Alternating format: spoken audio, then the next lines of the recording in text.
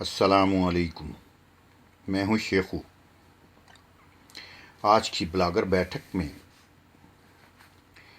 میں لاہور کی مختصر ترین سی تاریخ بیان کرنا چاہوں گا، جس کے بارے میں بہت سے ابہام پیدا کیے جاتے ہیں اور ابہام پیدا ہوئے ہیں۔ کچھ لوگ کچھ تاریخ بیان کرتے ہیں، کچھ لوگ کچھ تاریخ بیان کرتے ہیں۔ اس بارے میں بہت سی کتابیں، تاریخ کی بہت سی کتابیں موجود ہیں، مگر کوئی بھی مستند کتاب آج تک میری نظر سے نہیں گزری۔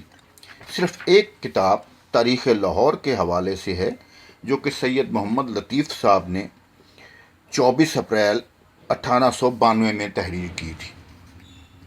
یہ مستند ترین کتاب میری نظر میں ہے، باقی ہو سکتا ہے اور بھی مستند ترین کتابیں ہوں، مگر میری نظر میں یہ سب سے بہترین اور مستند ترین لاہور کی تاریخ کے بارے میں کتاب ہے۔ لاہور کی تاریخ بتانے سے پہلے دو چار پنجابی کے شعر لاہور ہی کے حوالے سے بڑے مشہور و معروف ہیں، اس کے بغیر لاہور کی تاریخ میری نظر میں کہنا زیادتی ہوگی۔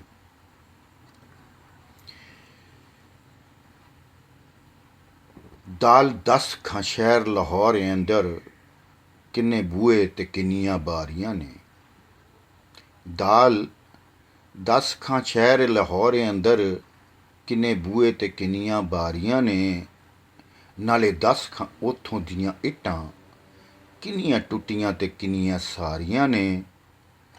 دال 10 کھاں شہر لاہور اندر، کھوئیاں کنیاں مٹھیاں تے کنیاں کھاریاں نے۔ ذرا سوچ کے دیویں جواب مینوں، اتھے کنیاں ویائیاں تے کنیاں کنواریاں نے۔ یہ سوال کیا گیا تھا لاہور کا، اس کا جواب شاعر نے اپنی زبان میں جو دیا، کہندا دال 10 میں شہر لاہور اندر، دال 10 میں شہر لاہور اندر، لکھاں بوئے تے لکھاں ہی باریاں نے۔ جنہ اٹاں تے تر گئے پیر عاشق، وہی ٹوٹیاں تے باقی ساریاں نے۔ جنہ کھوئیاں تو پرن مشوق پانی، وہی مٹھیاں تے باقی کھاریاں نے۔ تے جیڑیاں بہندیاں اپنے نال سجنا دے، وہی ویائیاں تے باقی کنواریاں نے۔ لاہور کے بارے میں کہتے ہیں کہ لاہور اور قصور کی جو ابتدا ہوئی، وہ ہندو روایات کے مطابق جو ان کی دیومالائی قصوں میں موجود ہے، وہ لاہور کے نام سے لاہور کا بانی لویالو تھا، اسی کو کہا جاتا ہے۔ ہندوؤں کی مشہور کتاب جو ہے رامائن،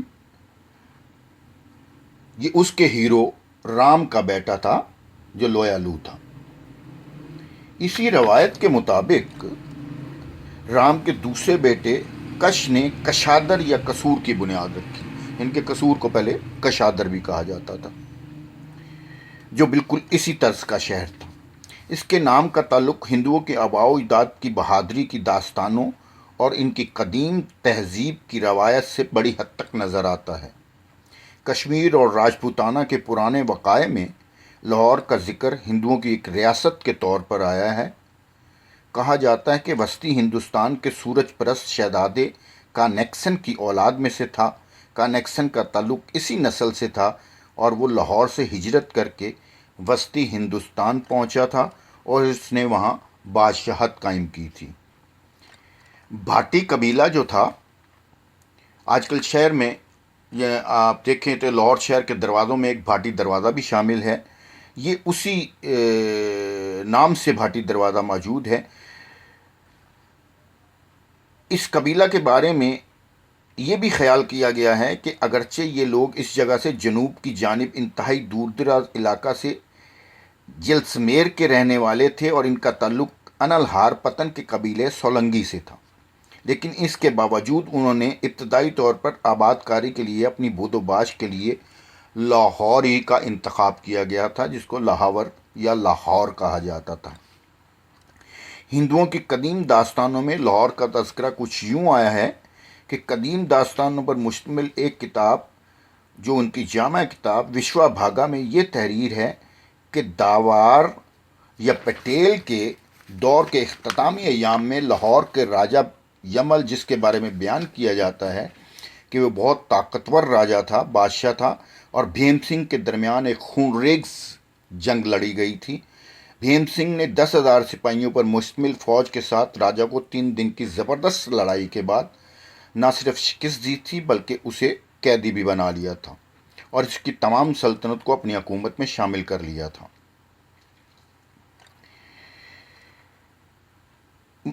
इन्हीं रवायात और इस नौयत की दीगर रवायात से ये नतीजा अख्ज़ किया गया है कि लाहौर को राजपूतों की इस नस्ल के शहजादों ने आबाद किया था जिन्होंने इब्तदाई तौर पर अपने आप को मगरबी हिंदुस्तान में आबाद किया था।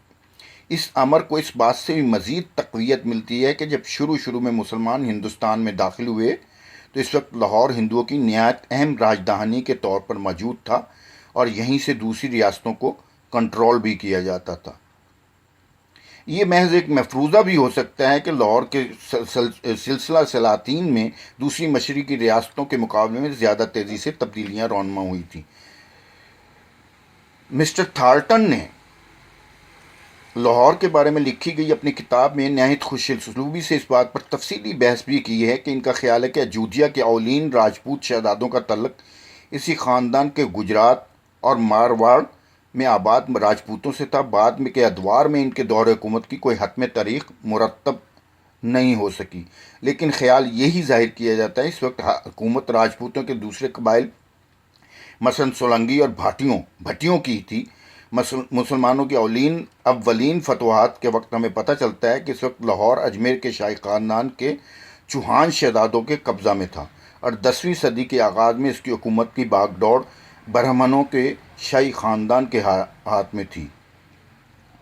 मज़कूरा बाला किताब विश्वा भागा में यह भी बयान किया गया है कि लाहौर को लोपोर भी कहा जाता था और इसके नाम का माखज़ राम के बेटे लाद से लिया जाता है, जबकि राजपूताना के कदीम वाक़ाए में इसको लोहकोट का नाम भी दिया गया है जिसका मतलब लोह का किला है। इसमें मज़ीद इस बात का भी हवाला दिया गया है कि इसका असल बानी राम ही का बेटा था। ये तो थी लाहौर की मुख्तसरन जो तारीख़, इब्तदाई तारीख़। इसके बारे में बड़ी लंबी बहस भी है और उसके बारे में बहुत सारे वाक़यात भी दर्ज हैं, बहुत सी तारीख़ के औराक दर्ज हैं जो मेरे पास महफूज हैं। उसके बारे में फिर बात करेंगे। आज के लिए इतना ही। शेखू को इजाज़त दीजिए, दुआओं में याद रखिएगा। जाते जाते शेर का जवाब दोबारा सुनते जाइए। कहते दाल दस्सां मैं शहर लाहौरे अंदर, लखां बूए ते लखां ही बारियां ने, जिन्ना इट्टां ते तर गए पैर आशिक, ओही टुटियां ते बाकी सारियां ने, जिन्ना खुइयां तो परन माशूक पानी, ओही मिठियां ते बाकी खारियां ने, ते जेड़ियां बहंदियां अपने नाल सजना दे, ओही विआहियां ते बाकी कुंवारियां ने। अल्लाह हाफिज़।